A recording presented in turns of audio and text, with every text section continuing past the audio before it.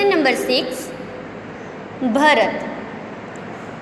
इस लेसन का page number 36 और 37 तक का लेसन हमने समझा था।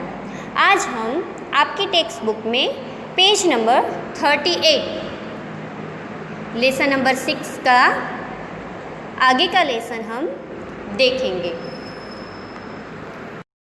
आगे हमने देखा कि कैसे दोनों तपस्विनियाँ उस बालक से सिंह के बच्चे को छुड़ाने के लिए प्रयत्न कर रही है, उन्हें अलग खिलौने देने की भी बात कर रही है। ये सारी बातें राजा दुष्यंत छिपकर सब देख रहे हैं।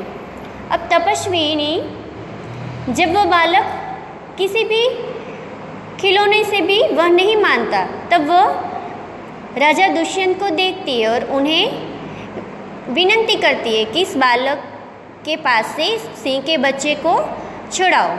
तब राजा दुष्यंत उस बालक से बड़ी ही अच्छी बात करते हैं कि तुम तपोवन के विरुद्ध ऐसा आचरण क्यों कर रहे हो, ये अच्छी बात नहीं है। और यह सुनकर उस बच्चे ने सिंह के बच्चे को छोड़ दिया। अब आगे का हम लेसन देखते हैं। और दूसरी तपस्विनी दुष्यंत राजा से कहती है कि हे बड़भागी, यह ऋषि कुमार नहीं है। दुष्यंत राजा कहते हैं सत्य है, उनके काम ही ऐसे साहस के हैं। तपस्विनी दुष्यंत राजा से कहती है कि हे बड़भागी, बड़भागी यानी कि हे भाग्य वाला, बड़े भाग्य वाला, ये ऋषि कुमार नहीं है। तब राजा दुष्यंत कहते हैं कि सही बात है, ऐसा काम, साहस का काम, उसके काम ही ऐसे साहस के हैं, ये ऋषि कुमार नहीं जान पड़ता। परंतु मैंने तपोवन में वास देखे इस ऋषि पुत्र जाना था। बच्चे के अब राजा दुष्यंत बच्चे की हथेली को अपने हाथ में लेकर स्वयं से वह बोलते हैं कि आहा, जब इसका हाथ छूने से मुझे इतना सुख हुआ है, तो जिस बड़भागी का यह बेटा है उसे कितना हर्ष होता होगा। अब राजा दुष्यंत उस बच्चे की हथेली को अपने हाथ में लेते हुए क्या सोचते हैं कि वो जिसका बेटा होगा वह बड़भागी, कि बड़े भाग्य वाला वह इंसान बड़ा भाग्यवान है कि उसे ये बालक उसका बेटा है, उसे कितना हर्ष होता होगा। तब वह दूसरी तपस्विनी दोनों को देखकर बड़ी अचंभे की बात है, अचंभे से यानी कि आश्चर्य, विस्मय से, कि बड़े आश्चर्य की बात है। तब दुष्यंत राजा कहते हैं तुम्हें क्यों अचंभा हुआ, कि तुम्हें क्यों आश्चर्य हुआ। तब तपस्विनी दूसरी कहती है कि इसीलिए हुआ कि इस बालक की ओर तुम्हारी सूरत बहुत मिलती है और तुम्हें जाने बिना भी इसने तुम्हारी बात मान ली। अब तपस्विनी अचंभे में क्यों पड़ गई कि उसने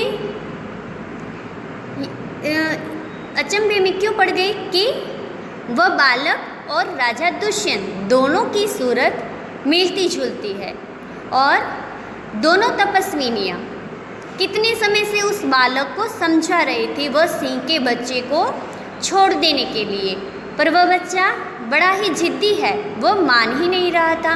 पर राजा दुष्यंत की एक बार ही की बात से ही उस बच्चे ने उनकी बात मान ली, इसीलिए वह अचंभे में पड़ गई।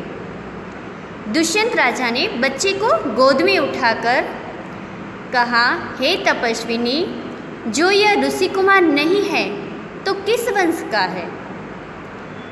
दूसरी तपस्विनी, यह पुरुषवंशी है, पुरुवंशी है। दुष्यंत राजा स्वयं से मन में बोलते हैं कि इसीलिए इसकी सूरत मुझसे मिलती है।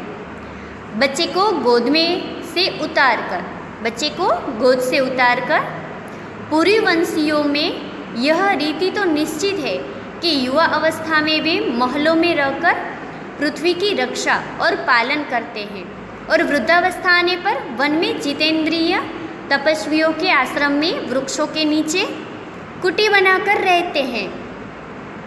देवता जैसी शक्ति वाला यह निडर और असाधारण बालक मनुष्य का पुत्र भला किस प्रकार होगा?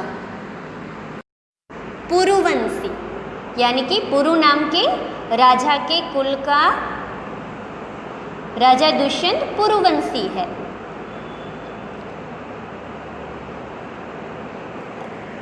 दुष्यंत राजा कहते हैं कि पुरुवंशियों की रीति तो निश्चित है कि युवावस्था तक जो बच्चे होते हैं वो महलों में रहते हैं और वृद्धावस्था यानी कि बुढ़ापा आने पर वे जितेंद्रिय यानी कि इंद्रियों को जीतने वाला जितेंद्रिय तपस्वियों के आश्रम में वृक्षों के नीचे कुटी यानी कि झोपड़ी कुटीर बनाकर रहते हैं।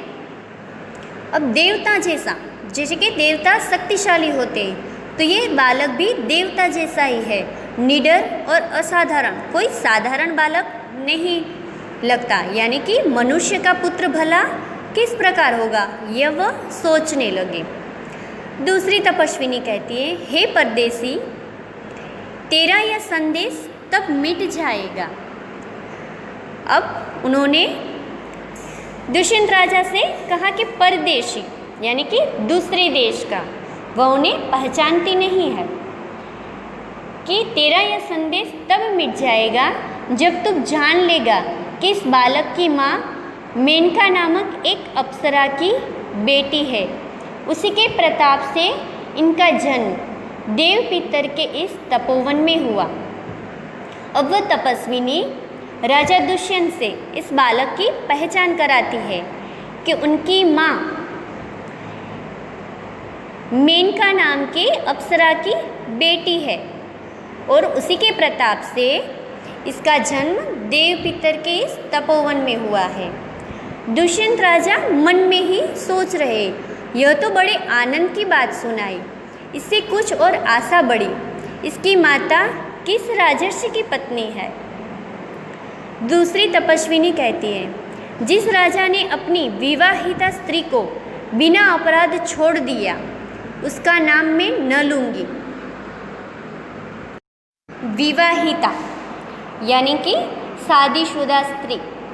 वह तपस्विनी राजा दुष्यंत से कहती है कि इस बालक की माँ जो विवाहिता स्त्री थी, तो जिस राजा ने अपनी विवाहिता स्त्री को बिना अपराध के छोड़ दिया उसका नाम मैं नहीं लूँगी। तब राजा दुष्यंत स्वयं से कहते हैं, मन में बोलते हैं कि यह कथा तो मुझ पर लगती है, भला अब इस बालक की माँ का नाम पूछूं। अब पहली तपस्विनी मिट्टी का मोर लेकर आई। अब राजा सोचते हैं कि यह पूरी कथा तो मुझ पर लगती है, अब मैं इसकी माँ का नाम भी पूछ लूँ। अब दूसरी तपस्विनी ने तो उस राजा का नाम लेने से मना कर दिया। तभी जो पहली तपस्विनी थी जो मिट्टी का मोर लेने गई थी वह आती है। आज के वीडियो में हम यहीं तक का लेसन देखेंगे। नेक्स्ट वीडियो में हम आगे का लेसन देखेंगे।